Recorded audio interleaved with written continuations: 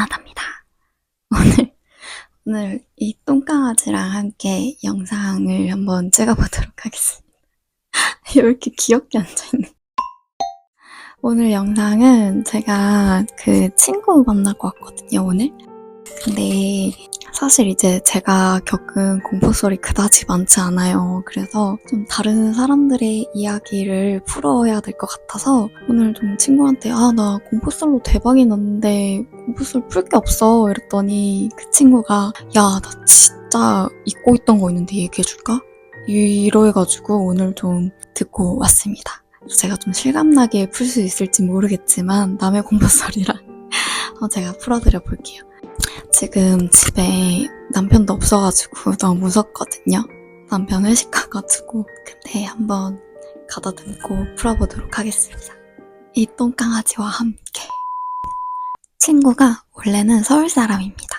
근데 아버님이 이제 서울에서 부동산을 크게 하세요. 그러니까 부동산도 하시고 사업도 하시는데 어느 날 그 좋은 조건으로 건물이 실거주를 1년 이상 하면 좀 더 좋게 뭔가 이익을 취할 수 있는 그런 조건의 매물이 나왔대요. 그래서 그 당시에 이 친구가 동생이 남동생, 여동생 이렇게 2명 있어서 총 5명의 식구들이 이제 빌라의 꼭대기 주인 세대층에 살게 되었대요. 근데 그 집의 빌라의 주인 세대층이 생각보다 엄청 넓었대요. 근데 여러분들 옛날에는 똑같은 평수여도 평수가 더 넓게 빠지거든요. 지금은 뭔가 실거주 평수가 뭐 똑같은 40평대라고 해도 실거주 평수가 더 작아요. 요즘 건물은, 요즘 아파트는. 근데 옛날 시대에는, 옛날 시대라고 하니까 이상하네. 옛날에는 불과 한 20-30년 전에는 실거주 평수가 굉장히 넓었습니다. 대신 수납장이 좀 적은 북바지가 없는 이런 형식이긴 한데 거실도 되게 넓게 빠지고 50평대 후반에서 60평대 정도의 그런 집이었는데 방이 3개밖에 없었다고 합니다. 방 3개에 화장실 2개 이렇게 있었는데 이제 그 30평대 후반 집에서 살다 보니까 가구가 별로 없었다는 거예요. 근데 이게 어차피 1년, 2년 살다가 다시 나갈 집이어가지고 부모님께서 가구를 늘리지 않으시기로 결정하셨대요. 그래서 그 친구가 아직도 기억이 나는데 거실에 에어컨 1대, 소파 하나, 그리고 TV 1대 이렇게 있었다고 합니다. 거실이 엄청 넓어서 엄청 휑했다고 기억을 하더라고요.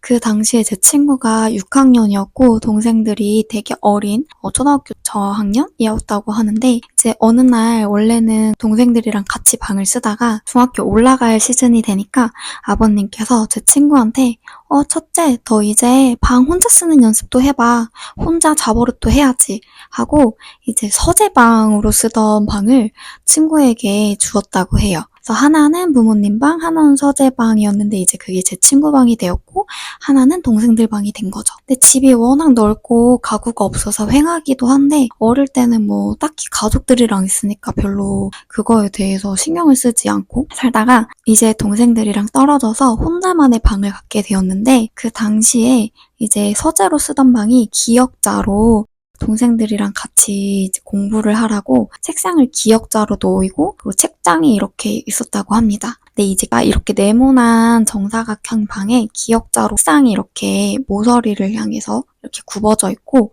이제 그 사이에 여기 오른쪽 아래 사이에 이제 침대를 놓고 친구가 자는 구조였다고 하는데 첫날부터 뭔가 이제 자려고 누우면 이렇게 눕잖아요. 그러면 책상 밑에 그 어두운 공간 있죠, 여러분. 그게 자꾸 신경이 쓰이더래요. 근데 어릴 땐 원래 좀 어두컴컴한데 보면 무섭고 그러잖아요? 그래서 제 친구도 어리니까 이제 6학년이니까 좀 그렇게 무서울만 하잖아요? 저는 지금도 자다가 그런 거 보면 무섭단 말이에요. 그래서 저거 너무 별로다 이러는데 차마 그거를 등지고 자기가 싫더래요. 뭔가 등 뒤에 오히려 내가 무서워하는 게 내가 보이지 않는 곳에 있는다는 게 더 무서워서 꼭 벽에다가 등을 붙이고 잤다고 합니다.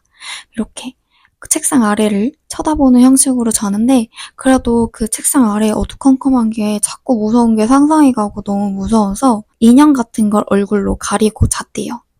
근데 여러분 그 방에서 생활한 지 얼마 안 돼서 왜 갑자기 소름이 돋지?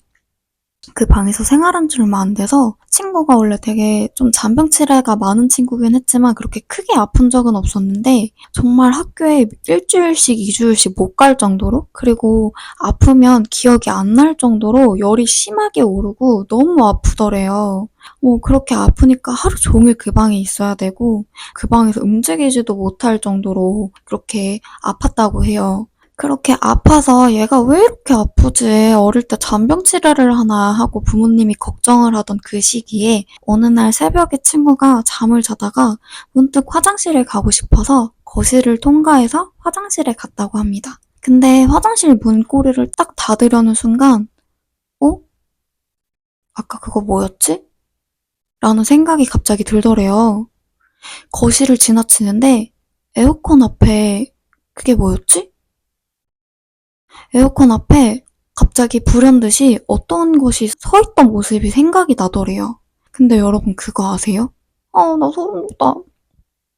귀신은 정면으로 보이는 게 아니라 스쳐 지나가는 모습으로 항상 곁눈질로 보인다는 거예요. 근데 친구도 거실을 통과하면서 화장실을 갈 때 곁눈질로 이렇게 거실을 봤는데 이제 화장실에 도착해서 문을 닫으려고 보니까 갑자기 문득 뭐가 서 있었다는 게 갑자기 기억이 나더래요. 근데 이게 너무 또렷하게 제대로 보지도 않았는데 또렷하게 뭔가 의식의 흐름대로 딱 생각이 나는데 쇄골까지 오는 머리에 기장에 얼굴이 하얗게 질린 여자가 무릎 길이 정도에 되는 하얀색 원피스를 입고 자기를 쳐다보던 게 기억이 나더래요. 그래서 갑자기 너무 소름이 돋아서 일단 화장실 문을 닫고 소변을 보고 어떡하지? 어떡하지? 이러고 고민을 하다가 바로 화장실 옆에 있는 동생들 방에 가서 잠을 잤다고 합니다. 그렇게 며칠을 동생들 방에서 잠을 자는데 진짜 너무 무서워서 혼자 잠을 잘 못 자겠더래요. 근데 그런데도 불구하고 어찌됐든 내 방이 생겼고 나는 큰 누나 큰 언니이니까 다시 혼자 자버릇해야지 하고 다시 이제 그 방에 가서 잠을 자기 시작하더랍니다. 근데 이젠 아픈 건 둘째치고 침대 밑에서 어느 날 새벽에 자려면 이렇게 소름 끼쳐 긁는 소리가 들리더래요. 그리고 밑에서 뭔가 기어다니는 느낌도 들고 너무 무섭더랍니다. 근데 이상하게 그 집에 있는 내내 뭔가 그런 불길한 일이 있었고 아팠는데 안타깝게도 1년만 살고 가게 될 그 집에서 2년을 가까이 살았대요. 근데 제 친구가 아프고 너무 무서워하니까 어머니께서 알게 모르게 나중에 알고 봤더니 집에서 구슬하거나 비방책 같은 걸 많이 쓰셨다고 하더라고요. 근데 그러고 나서 어느 날 이제 이사 갈 날짜가 정해지고 친구가 이제는 뭔가 말할 수 있을 것 같아서 어머니께 말을 했대요. 엄마, 나 자꾸 거실에서 이상한 걸 봐. 그랬더니 어머님이 되게 막 놀라시지도 않고 침착하게 뭘 보는데? 이렇게 물어보시더랍니다. 그래서 친구가 아니 거실에서 약간 쇄골기장의 여자아이가 맨날 하얀색 원피스를 입고 나를 쳐다봐 이렇게 얘기를 했더니 어머니께서 근데 엄마가 본 애랑 다르네? 이렇게 얘기를 하시더랍니다. 그러고는 어머니가 어차피 이제 이사 갈 거니까 조금만 참아라고 얘기를 하셨대요. 그 뒤로 비방책을 써서 괜찮았는지 구술해서 괜찮았는지 모르겠지만 그 뒤로 큰 일이 별다른 일이 일어나지 않은 채로 이사를 가게 되었고 이제 작년에 문득 동생을 데리고 운전을 하는데 그 집 이야기가 떠오르더랍니다. 그래서 친구가 동생한테 야, 너 옛날에 살던 그 빌라 기억나? 나 거기서 귀신 봤잖아. 이렇게 얘기를 했더니 동생이 깜짝 놀라면서 언니도? 나도! 이러더래요. 그래서 무슨 귀신? 어떻게 생겼는데? 라고 친구가 물어보니까 진짜 대박인 게 친구가 본 귀신이랑 똑같이 얘기를 하더래요. 쇄골기장의 머리 길이에 얼굴이 하얗게 질리고 무릎까지의 흰색 원피스를 입은 여자아이. 저 대박이죠. 그래서 친구가 깜짝 놀라면서 이건 내가 기가 약해서 단순히 그냥 스쳐 지나간 착각이 아니었구나. 그 집에 진짜 뭐가 있었나 보다 이렇게 생각이 들더래요. 그래서 동생이랑 차에서 진짜 너무 소름 끼친다고 이런 얘기를 했다고 하더라고요. 그래서 확실히 저 연수원 때도 그렇고 뭔가 그 사람의 기에 좀 안 맞는 그런 장소가 있기는 한가 봐요. 그쵸?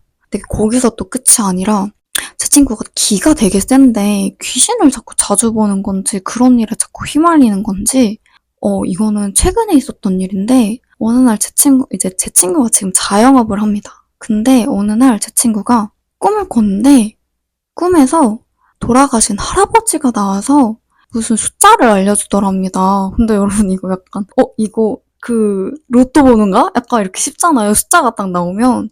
근데 할아버지가 그 로또 번호를 알려줄 때 저승사자가 같이 검정 갓을 쓰고 검정 옷을 입은 남자가 같이 서 있었대요. 그런데 어찌됐든 꿈에서 딱 깼는데 와 이거는 할아버지가 드디어 힘들게 산 나를 위한 선물을 주셨구나라고 생각을 하고 로또를 사야겠다라고 딱 그렇게 생각이 들더랍니다.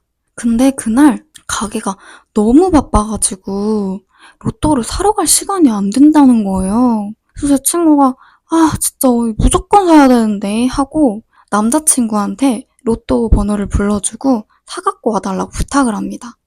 근데 뭔가 찜찜한 게 할아버지 옆 그 갓 쓰고 서 있던 남자가 너무 갑자기 생각이 나고 신경 쓰이더래요. 그래서 남자친구한테 그 얘기도 같이 하면서 근데 이 로또 번호에 갓 쓴 남자도 같이 있었는데 아니 뭔가 불길하기도 하고 했더니 남자친구가 야, 나 그런 거 신경 안 써. 내가 바꿔올게. 대신 로또 되면 반띵이다. 이렇게 하면서 번호를 들고 편의점에 갔습니다.